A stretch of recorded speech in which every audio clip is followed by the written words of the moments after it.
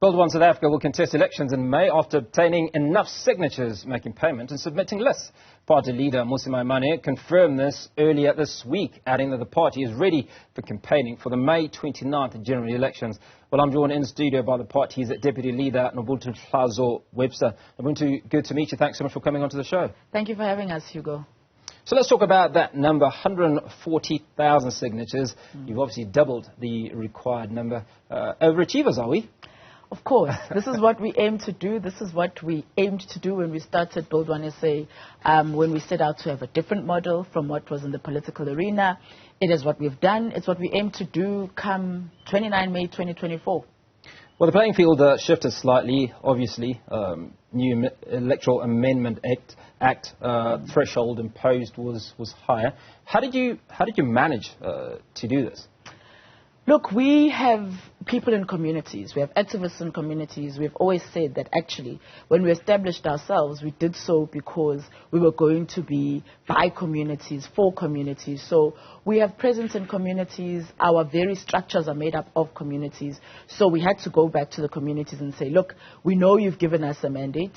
But we actually now need this again to be sent to the IEC in a different format to what we had before.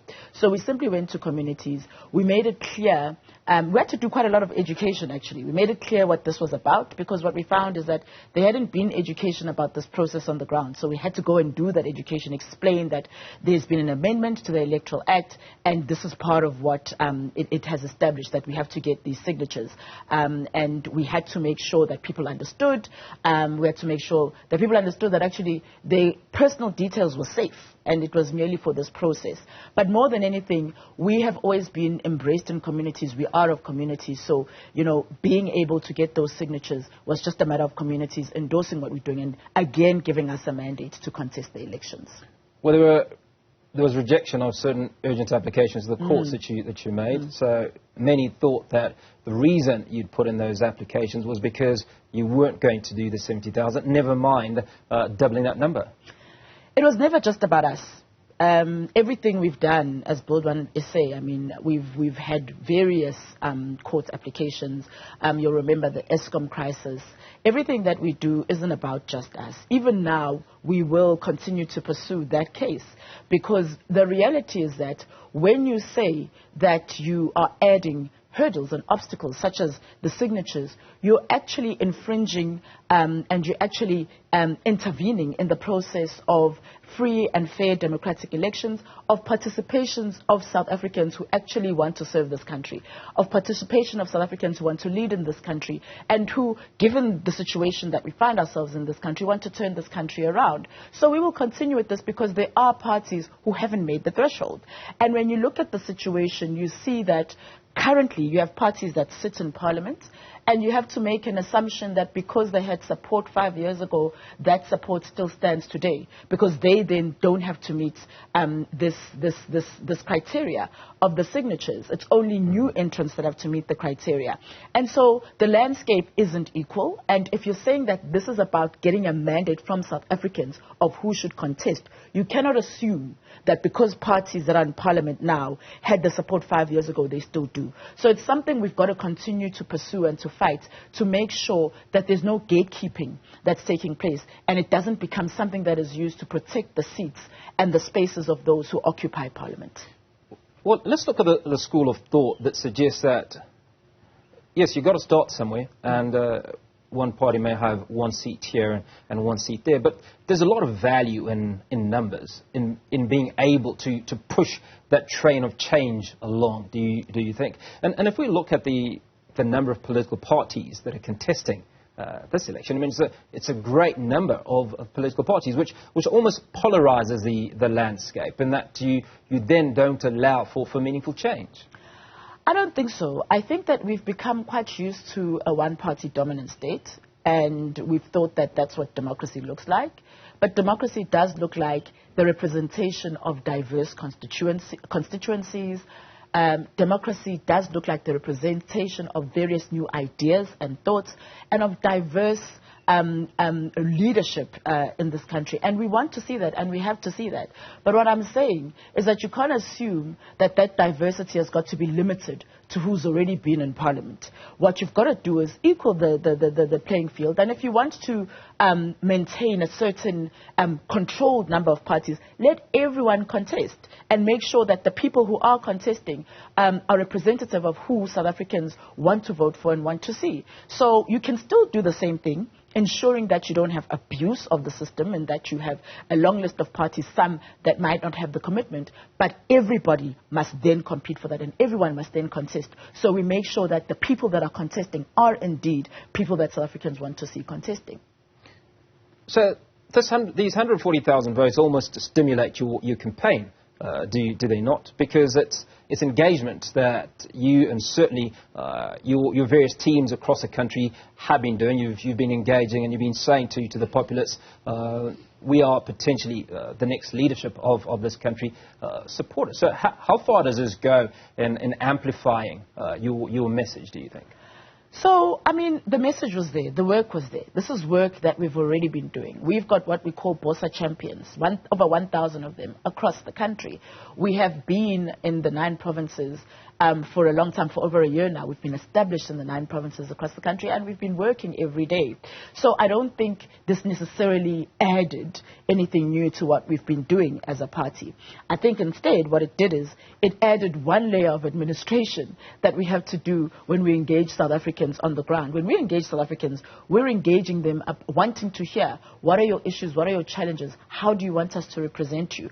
When we engage South Africans, we're saying, join this movement, come and do this work with us. But Nobuntu, there are those individuals that are sitting on the fence, or that don't know who they're going to vote for because for whatever reason. So when you go out and you come back with 140,000 votes, doesn't it encourage some of those fence sitters to say, you know what, these are the people that I'd like to rally behind? I'm sure it does, but all I'm saying is this is work we would have done anyway.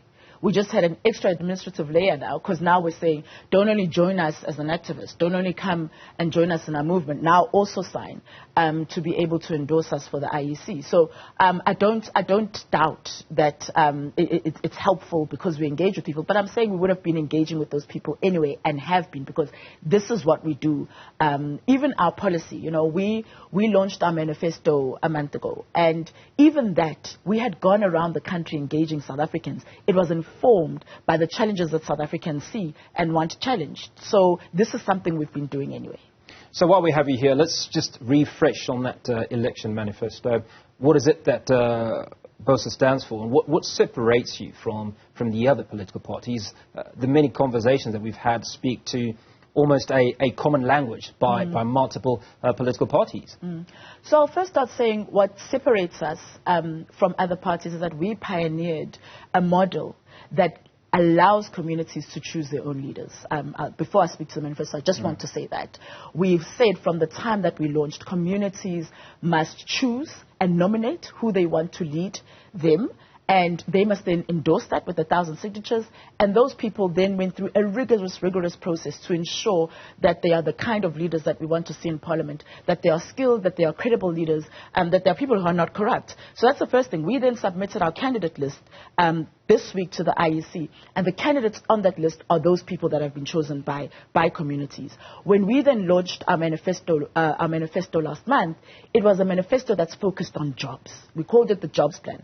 And the reason for that is not only do analysts, academics, researchers say that this is one of the biggest challenges in South Africa right now, South Africans say that this is the biggest challenge in South Africa right now. So what we've said in that manifesto is that, first of all, we have to reform education in order to ensure that we are giving our young people the kind of skills that will position them for success in the workplace and for readiness in the workplace, because we're finding that there is a lot of challenge in the area of being ready for work and being skilled for work. We've said that we have to have a safe environment within which businesses can thrive in this country, within which people can work in this country. We've said that we need to have a capable state, efficiency in the state, and we've laid out various ways to enable that happens. And then our focus on economy is on SMMEs and the township economy. In order to be able to expand the economy, in order to be able to see an increase in jobs, we have to make sure that we're investing in SMMEs, but also that we're investing in the township economy. Because then you expand the economy not only sectorally, but you even expand it geographically. And that has a whole lot of other consequences in that you also find that people are now able to work where they live. That changes, even the available income that people have if they're working where they live. You find that you're able now to have people who are able to have other value chains that are thriving within township economies. And that changes the way that the economy looks overall in South Africa. What I didn't hear you speak about, and I want to touch on this because it is International Women's Month, and you are a woman.